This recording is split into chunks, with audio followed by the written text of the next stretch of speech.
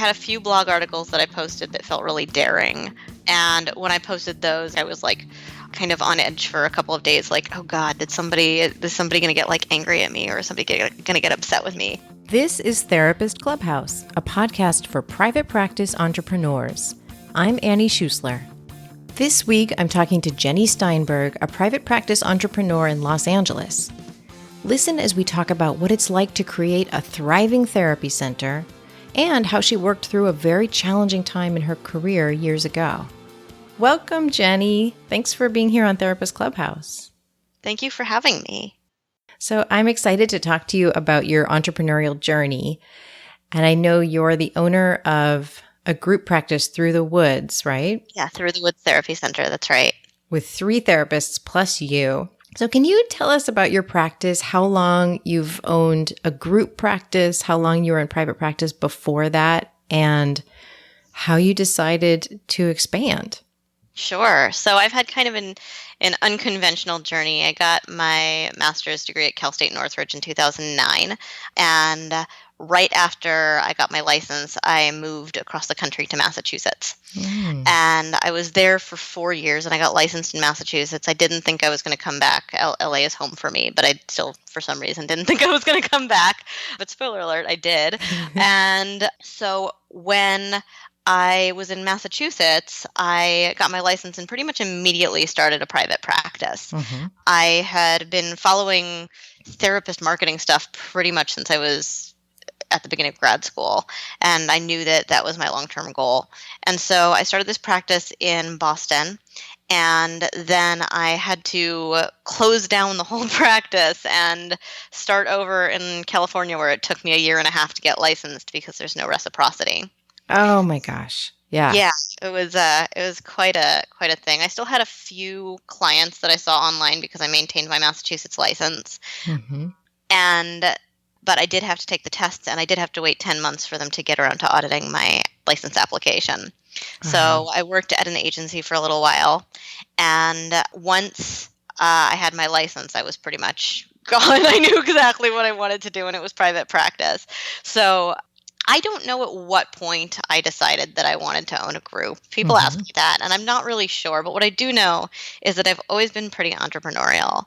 So an example is when I was in grad school, I had a business making handmade wedding invitations as how I supported myself. And when I was in high school, I tried to start a babysitters club. So this goes way back. That's interesting, Jennie. I'm the same way. I noticed that people who do things like babysitting do it in different ways, like as entrepreneurs or just kind of as, this is what I'm doing. So it's maybe sort of a litmus test of what's to come. Sure. Yeah, I guess that's true. And I know that at one point, like I was told in a workshop while I was in grad school to envision like what I wanted from my career. And it was an art therapy workshop. So I drew like a house with like a little structure in the back where it would just be like me seeing clients and being able to live a really well-rounded life, having my private practice out of my home. And at some point that vision, which is funny because I actually do have a house with a little back office now that I use for one client a week at the moment. But that vision has just really shifted, and I am really excited about having a group. When I was in Massachusetts, I worked for a clinic that felt very private practice-y, except that I wasn't making any money.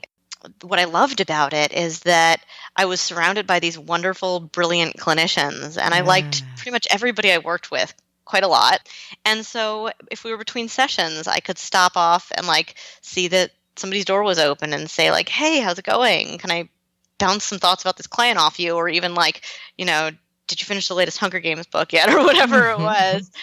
And it was just so great being surrounded by people who were so smart and interested and like-minded and who really cared about their clients. Yeah. And so that's what was missing when I started private practice is I couldn't knock on anybody's, not knock on a closed door. You know what I mean? I couldn't put my head into an open door and have that community. And so I decided that I was going to start that community. Oh, cool. Yeah, because private practice can be very isolating. Yeah. It can Yeah. really feel like you're on your own in your office.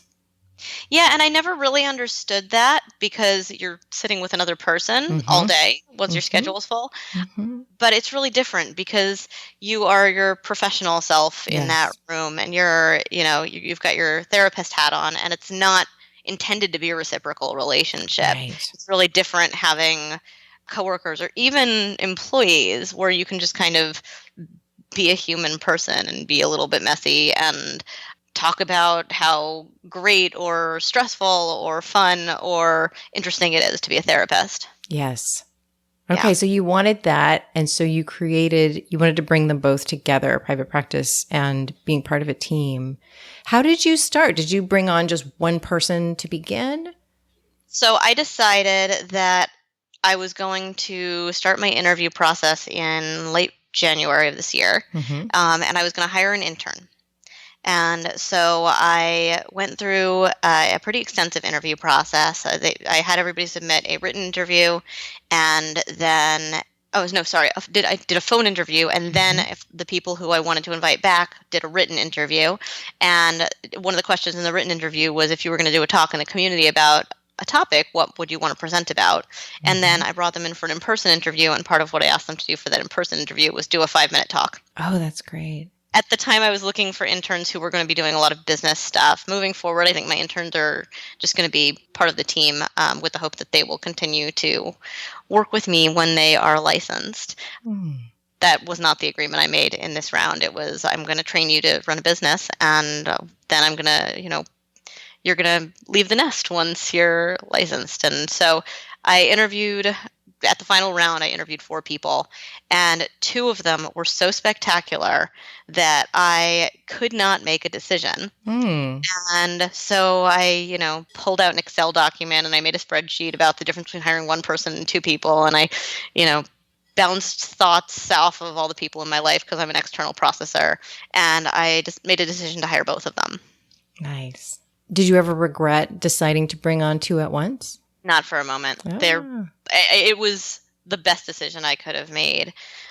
They support each other. Mm. They are both rock stars clinically and with the business side. I mean, you could say I got lucky, or you could say that I interviewed really well. I mean, depending on my locus of control on a given day, I think either one is true. But I just feel really fortunate. I have 2 amazing interns working for me. And and I know you also have a licensed clinician working for you now, so there are Yes. 3. Yes. Do you and the other people have different niches, or do you all work in a similar niche? How do you do that? So my interns, I try to hire people who work pretty similarly to me, and it's not per camp, it's not ethical for me to supervise an intern in doing work that I myself don't do. Mm-hmm. So, for example, I decided about a year ago that I don't work with couples. Mm-hmm. I've tried it several times. It's just not where I thrive. So what that means is because I've decided it's outside my own scope of competence to work with couples, my interns also don't work with couples because I'm clinically supervising them. Mm. But when I hired my licensed person who started just over a month ago, specifically looking for somebody who could kind of bring expertise in couples work to the team, because I was referring out a lot of couples and I had a lot of clients who we were seeing individually, me and my interns, and I wanted to make sure that we had a place internally to bring those people. So at some point, assuming that everything goes well, my licensed person is going to start supervising my interns for their second chunk of hours, because they need an hour of individual or 2 hours of group for every 10 clients they're seeing. Oh, that's excellent. Yeah. That's so smart, Jenny. Thank you. Yeah. Thank you. Yeah, that being said, as I'm hiring more people, which I'm going to do more of in the coming probably couple of months, I'll start looking to hire somebody new, probably after the new year. I am really dedicated to maintaining a philosophy of social justice in the Mm-hmm. work that we do. And so anybody who I hire has to be really skilled at doing strength-based work with a really wide demographic. They have to be LGBT affirmative. They have to be diversity culturally competent. They have to come from a feminist mindset, which is not a man-hating mindset, but a mindset that Right. the way that we impose our gender roles and expectations on people affects everybody. Can you say a little more about I'm so glad you brought it up. Can you say a little bit more about how you hold on to a social justice focus? Yeah, I mean it's all over. So it's funny. It wasn't until a couple weeks ago that I really owned the phrase social justice Hmm. because we, charge a lot of money for our services, Mm-hmm. and so it was really hard for me to look at that number and also say we do social justice work. But the fact of the matter is, as we're growing, it's so important that, especially in the current political climate, it's so Yes. important that we are able to provide an affirmative environment for all different kinds of people, Mm-hmm. for people who have been marginalized in a lot of different ways. And so I was sitting at lunch a couple of weeks ago with a suite mate of mine who I hadn't really had the chance to get to know. And she said, "Well, I specialize in working with creative people. What is your group's niche?" And in the past, I've sort of fumbled around. I've been like, "Oh, we help people on identity journeys, but like we help all kinds of people, and we work with LGBT people, but also like we work with other people who aren't LGBT." And I just felt the words come out of my mouth before I even knew what I was going to say. And I said, "Well, our focus is social justice." Yeah. And what a wonderful thing to be known for Mm, rather than it feeling like you're a generalist or, I work with everybody. It feels like it is something to hold on to and it stands out and it's memorable, yeah, which I think is what we want in terms of marketing, but it's also what you want in terms of how you want to spend your life. absolutely. How do you know when it's time to bring on another clinician? I know this is different for every owner of a practice, but for you, what feels right? Well, I'm still pretty new to this, so I'm Mm-hmm. mostly speaking theoretically right now. I Mm-hmm. knew that I really wanted to get Ariel and Kaylee, my interns, I wanted to get them oriented and really feel solid with them before I brought on a licensed person.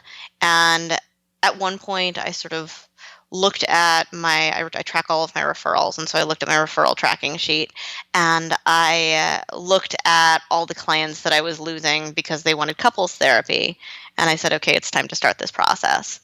So that was kind of what kicked me into gear there. I feel like I'm on a really great growth trajectory though. Mm-hmm. I am committing myself not just for licensed people but also for interns moving forward to being the one to staff their whole caseload. So Mm. that's a lot to take on. And so part of it is about just looking at the number of inquiries, looking at the number of calls that I get, and making sure that I'm pretty confident that I am able to accommodate their, like, that I'm able to build them a reasonably fast. And of course, anything could happen. I could be getting 30 calls a month and then suddenly the next month get 4 calls. Who knows? You blog a lot and your stuff is really progressive, which I really have appreciated. How do you keep yourself blogging? Thanks. So, all right. So, about 2 years ago, just under 2 years ago, I was in this place where I was really hustling a lot. I was writing 1 to 2 blog articles a week, and I was doing at least 2 talks, maybe 3 every month in the community. I was just really like my marketing game was on. Mm-hmm. And then in December, this is not last December, but the year before, So like 2015. yes, Mm-hmm. my husband asked me to marry him. And I said yes, and I was excited. And then I immediately started panicking about my business because now I had to be a wedding planner. I couldn't just put all my time into being a private practice business owner. This is before I even have a group at this point. Yeah. So, what I ended up doing was choosing one non negotiable marketing task a week, and that Mm. was blogging. Blogging was non negotiable. I was going to get an article out every single week. Why'd you pick blogging? I love writing. I've Yeah. always loved writing. I don't know how directly effective it is in terms of marketing. I've only, that I can think of, gotten one client call where somebody said, I was Googling about this thing and I found this blog article, and based on this blog article, I think you're the therapist for me. I've only ever gotten one call like that. Mm-hmm. But what it does is I can't think of a way to say this that doesn't sound cocky, but like it sort of makes me known. Yeah. Like, I'll go to a networking event and somebody will say, "Are you what's your name? And I'll say I'm Jenny, and they'll be like, oh, Jenny who writes the amazing blog articles, and I'll be like, stop, I guess. I mean, okay, thanks. Like, um, but it's cool because it Yeah. means that like people have heard my name and people have seen what I've written, and a lot of people have reached out either wanting to get a cup of coffee because they've seen my blog article. So it's really been supportive of networking. I mean, I would love to. I mean, I know we're just meeting now, so this is presumptuous on my part, but I would love to see you own that more. Like, yes, thank you, because Yeah. you're putting your voice out into the world Yeah. in a way that's resonating and is important. I mean, I just think Thank you. own it. Thank you. Yeah, I mean, I'm really, and I've gotten bolder. Mm.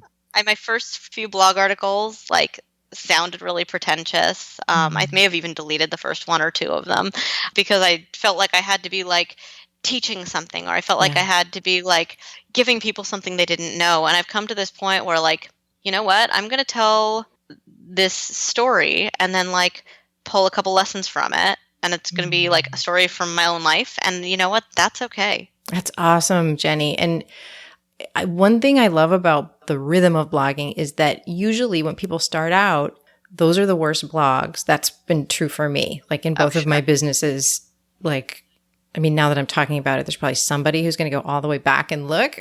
But like, almost nobody reads them, and they're the worst ones. And so like by the time people are reading it, like we're getting better at it. Yeah.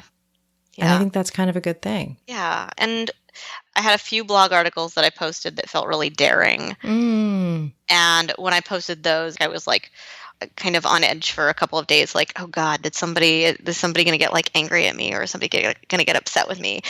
And did anybody? So I had a blog article that I posted about supporting a partner who's depressed. And a friend of mine reached out and said, I really don't like the way that this is a friend who struggles with depression. And they said, I really don't like the way that this represents depressed people. It was really upsetting to me. And this friend was going through something in their own personal life related to their partner and their depression. So they were really sensitive about it. And I said, well, you know what? Let's talk about it, because I don't want this to be your response, and I don't want this to be the response of anybody else who's reading it. So let's sit down and I'm going to brainstorm, and like, I made this change, and does this help? And my friend was like, yes, that helps a lot. Because I want to be, I was going to say I want to be provocative. I'm not even sure that's true. I want to be illuminating. I don't want to be hurtful. There was one that I posted about feminism called Feminism is an Everyone Issue, about how basically like the patriarchy is also bad for men. And I was a little bit on edge, but I never got any negative feedback about it. Well, and we can't avoid negative feedback also, because if you even say Black Lives Matter, which would seem like the most obvious thing that we would take for granted, somebody's going to get mad. So it's like, you know, maybe sometimes, depending on what you're writing about, like maybe sometimes feeling that anxious feeling is a sign that you're onto something. Yeah, maybe. And then I think I always feel that way too. That like if I feel a little bit anxious about something I'm posting, I know it's important. Yeah. Now that you're blogging and running a center, and it sounds like you're handling a lot of the intake stuff, how does that affect your time? Like, do you have a certain number of sessions that you find that you like to have for yourself personally? Yeah, so as I told you before our call, I'm in a mentoring program for group practice owners with Casey Truffaut. And when I talked to her in consideration of this program to decide whether it was something I wanted to do, I said, well, one of the things that I'm tackling with is I feel really stressed out, so I feel like I need better systems. And she said, how many clients are you seeing? And I said, about 15 to 17 a week. And she was like, oh my God, that's a lot of clients for somebody who's starting a group practice. See, to me, I always thought like 25 clients was like probably a pretty typical number of clients, but that doesn't take into account all the HR and mentorship stuff that goes along with seeing clients. So I'm mostly not taking new clients unless I get a call from somebody who like was referred directly to me. I'm mostly trying to staff my clinicians. My interns are actually full at the moment, but yeah. Oh, that's cool. I worked with Casey when I opened my center, which I've, decided to, it still exists, but it's now run by someone else who was in the practice. But so Casey helped me with that. And I love Casey Truffaut. So I ran into Casey about a decade ago at my very first therapy conference. I was still in grad school at the time, and she was sitting at this vendor booth with a giant sign that said, "Be a wealthy therapist." And I was walking around this conference, and people kept coming up to me and saying things like, "Oh, you just finished your first year of grad school. Hope you're really prepared to be destitute your whole life." And after a few days of this, I got fed up and I walked straight up to the Be a Wealthy Therapist booth and I said, "Tell me something hopeful." And she told me that it's possible to make a living while making a difference, which is her tagline. And she told me that based on the number of people who are diagnosed with mental illness and based on the number of therapists, there should be more than enough people to go around. And she told me that people don't pay for therapy. People pay for help feeling better when they feel lousy. And she told me that people who can afford to do so and people who believe that you can help them are happy to pay a reasonable amount of money for your services. Mm-hmm. So that really just set me on a trajectory to believe in myself business-wise and to believe that I could support myself doing this and hopefully now create a place where other people can support themselves doing it. Yeah, and I'm on a campaign that I haven't told her about yet, but that this is the year she's going to be a guest as well on the podcast. Oh, cool. But yeah. We'll see if that happens. Yeah, but it was, she said the same thing to me about if you're going to expand your practice, you need to be in a position where you're comfortable not taking on new clients yourself. Like you're comfortable really handing everybody over for a while. Yeah. Right. And what was happening actually, and this sort of caught me off guard, is I hired my new therapist, and he's fabulous. He does wonderful clinical work. Mm-hmm. And there's one thing about him that he just has absolutely no control over. Well, of course, several things, but one thing in particular that he has absolutely no control over is that he's a man. Mm-hmm. And so I get calls from people who say, "I really want to see a female therapist. Do you have any female therapists?" And I'll be like, "Well, and sometimes I'll try to push it a little bit. I'll say, I would not have hired a male therapist who wasn't amazing and feminist minded and like completely on board." And some people are like, "All right, I'll give this a try." And he has one or two clients who sort of begrudgingly saw him and now have seen him 4 or 5 times since he's only been working for me for a little over a month. And they seem really happy. And other people have just sort of like stood their ground and say, "No, I know what I want. And I know that it's not a male therapist." So, interesting. Because then I know a lot of people, when I hired a man, there were a lot of people who were really happy, especially couples that had men in them. They were like, "Oh, phew, we can work with a man." Yeah, absolutely. And I'm sure that I will start getting more of those calls. But I think also because of our social justice orientation, a lot of people come from really negative experiences with men. I know you're in transition with everything, but right now, what do you charge and what do the clinicians in your practice charge?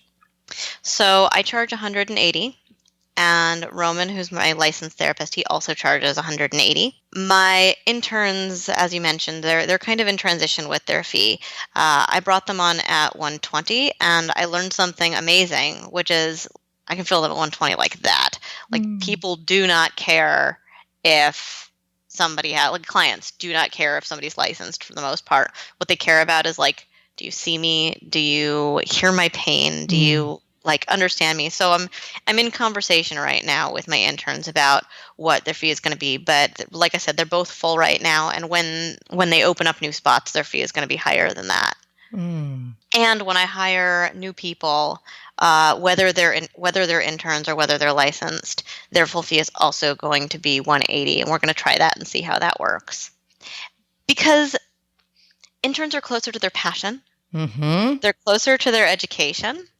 They are supervised by a licensed therapist, which means that they are more actively doing directed practice to make sure that they're the best clinician they can be for their license. And Scott Miller did this presentation a few years ago that I was at where he talked about how therapists, what the studies have shown, actually become less effective over the course of our careers, which is sort of a harrowing thing to think about. But is something that's always like really helpful to talk to interns about when they're feeling a little bit panicked about charging more. That's interesting. It makes me think about a conversation that I had with Nam Rindani on the podcast Mhm. a few weeks ago, where she was saying that part of her mission is to help therapists stay green, like to stay in beginner's mind and That's so smart. to not lose Yeah. that, because that's probably what accounts for us getting worse. And I think being a supervisor, if you do it right, I don't know. If you really stay engaged in it, I think being a supervisor makes you better too, because you're doing all of that thinking and you're talking through why we do the things that we do. Yeah, just like teaching anything, it's an opportunity to kind of relearn the things that we know and understand them better because of that. Jennie, have you ever had a low or scary moment in your practice? And if so, how'd you get through it? Let me think. Low or scary moment. Well, moving back across the country and getting relicensed was really scary. What else? Yeah, actually, just like I don't want to gloss over that because yes, that was really scary. Yeah. I mean, I'd moved to Massachusetts for a relationship. I had decided to leave the relationship, and when I broke up with my ex, I literally said the sentence, "I don't want to be in this relationship anymore, and I'm moving home to Los Angeles." It came out all in one sentence, Mm. and then I realized that what this meant is I had 30 clients who I was seeing in my community mental health setting, and about 9 clients who I was seeing in 2 days of private practice. And I needed to say goodbye to all of these people. Yeah. And it was the hardest thing about moving back across the country, about like saying goodbye to a life I'd been building for 4 years. It was the hardest thing I think I've ever had to do in private practice Mm. is to look about 40 people in the face and say, hey, you know how I'm here for you every week? Well, I'm not going to be. Yeah. And that was really, really hard. Some clients were pretty calm, but a lot were like had a really hard time with it and were very upset.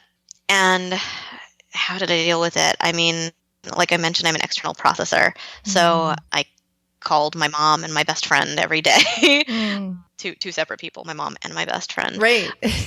Yeah. Although my mom is one of my best friends.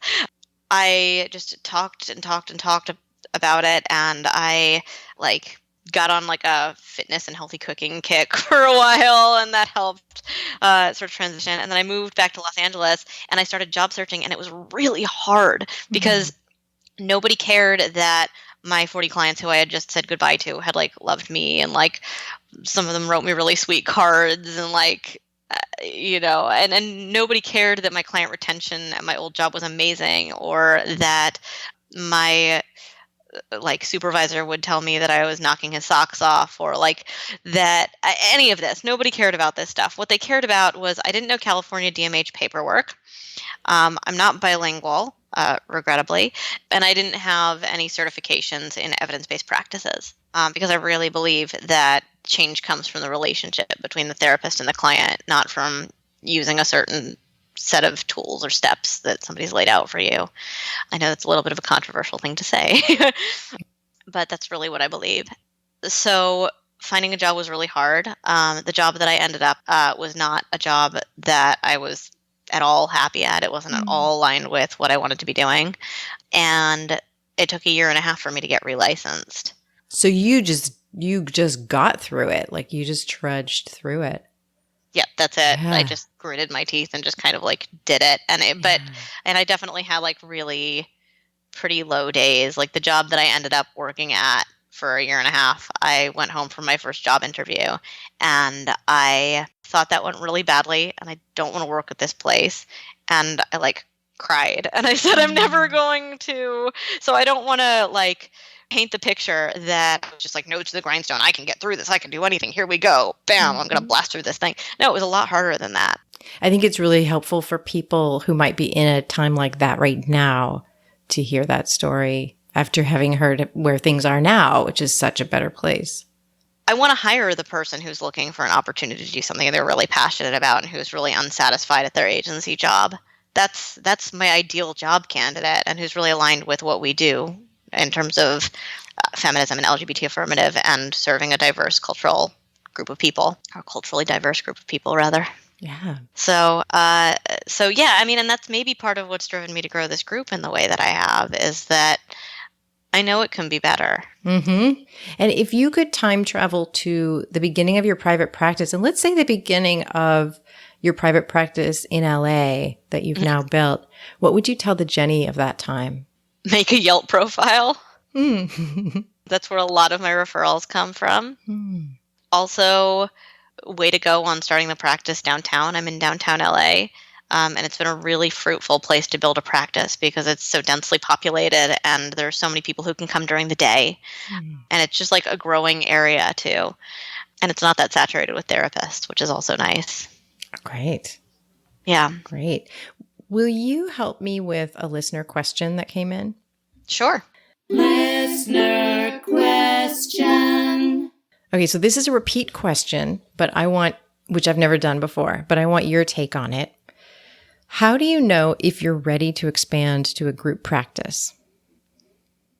Well, the first thing is it depends on your vision of what you want your practice to look like. If you want to hire interns who are doing their own marketing and who are responsible for their own clients and who you might occasionally give a client to, I would say make sure there's time in your schedule to really mentor them about the business side.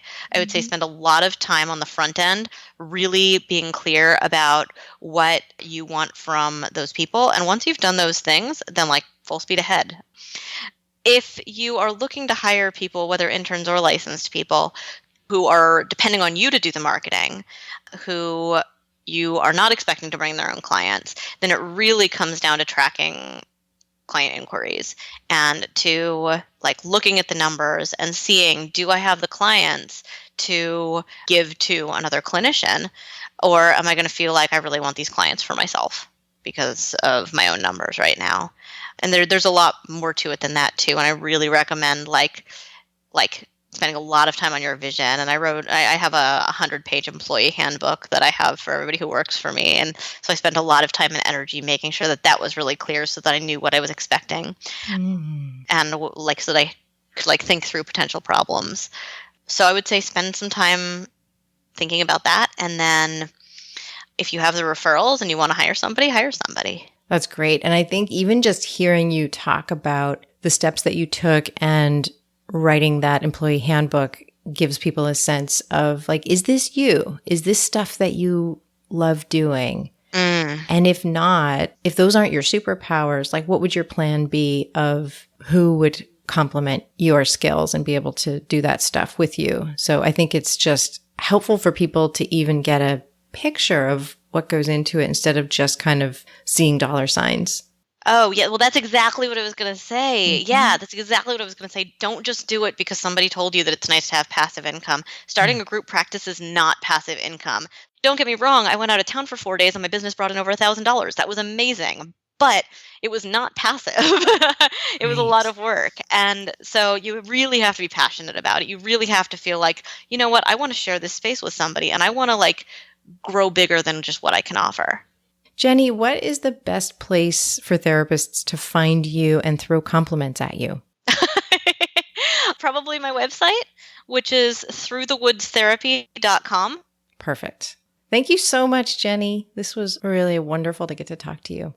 Yeah, you too, Annie. Thank you so much. It's nice to finally connect face to face. Today's snark moment is about ageism. I'm tired of people using looking young as a compliment and looking old as an insult. I know I've done it too, but I'm giving it up. I'm over it. I turned 46 this week, and I can fall into it as much as anyone, noticing my wrinkles and complaining about aches and pains and how getting in shape takes longer than it used to. But really, when I stop and think about it, I am so lucky to be turning 46, and I'm proud of every freaking year that I've been through. I am so much wiser and more emotionally resilient as time goes by. Also, aging is not a temporary thing. It's really only going in one direction. So let's embrace it. Also, we're in a rare field where I think time is on our side. Plenty of clients want to see a therapist who's older than them. Thanks for listening to Therapist Clubhouse. If you're taking time off right now, planning time off, or even if you're not, I've written an article that I want you to check out. It's something I wish I'd read about 10 years ago. It's called Why You're Handling Your Vacation All Wrong and 8 Ways to Do It Better. I want your vacations and your staycations to help you relax and renew and feel energetic when you come back. So this article is going to give you some ideas to do that better. It's in the show notes of this episode, so just head over to coachingwithannie.com/podcast. I'm taking some time off right now, so I gotta go and review that one. Okay, thanks so much for listening, and I will see you next week in 2018.